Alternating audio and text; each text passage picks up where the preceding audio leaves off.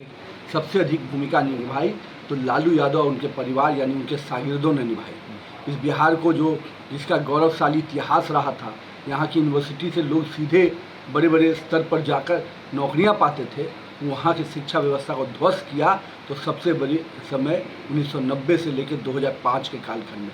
तो राहुल गांधी जी, सबसे पहले तो आप उस समय शागिर्द बने हुए थे कांग्रेस के, इसके लिए सबसे पहले आपको माफ़ी मांगनी चाहिए कि बिहार को शिक्षा के से दूर करने का काम आपने किया।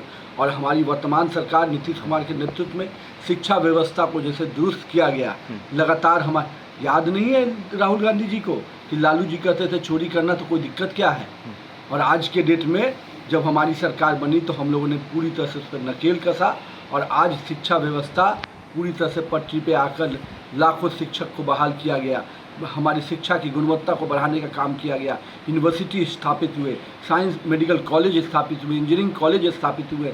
क्या राहुल गांधी जी, आपको याद है कि आपके कालखंड में कोई एक इंजीनियरिंग कॉलेज या मेडिकल कॉलेज आपने स्थापित कराया हो? पीएमसीएच का भी गौरवशाली इतिहास अगर बढ़ा तो भारतीय जनता पार्टी के और एनडीए सरकार के समय बढ़ा है।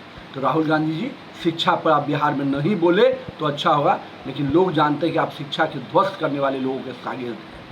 तेजस्वी यादव जी तो बयानवीर ही है ना।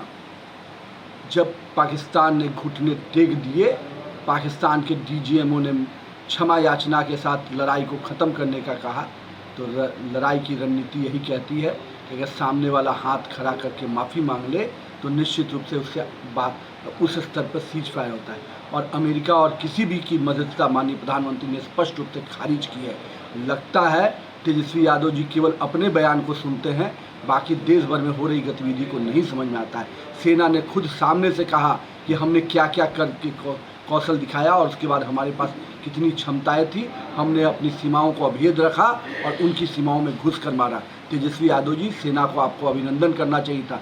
सेना की क्षमता तो नरेंद्र मोदी के समय में बढ़ी है, आपके समय में सेना बंदूक लिए रहती थी, गोली चलाने का आदेश नहीं दिया जाता था। और आज हमारी सेनाओं को स्पष्ट है, अगर उधर से एक गोली चले तो तुम गोला दागने के लिए तैयार रहना। चुनाव आ रहा है, अब लालू जी और कांग्रेस के लोग अब इस तरह के आंदोलन तो करते रहेंगे, लेकिन मेरा ये मानना है कि मजदूरों के लिए किया क्या है? कोई एक योजना जो बताइए मजदूरों के लिए उन्होंने चलाया?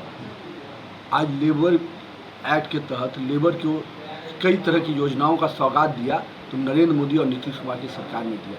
आज लेबर को, जो लेबर स्टेशन करता है, उसको कई 21 तरह की योजनाओं का लाभ दिया जाता है। आपको जानकारी है क्या राहुल गांधी जी और तेजस्वी यादव जी? तो आपको तो इसकी जानकारी भी नहीं है।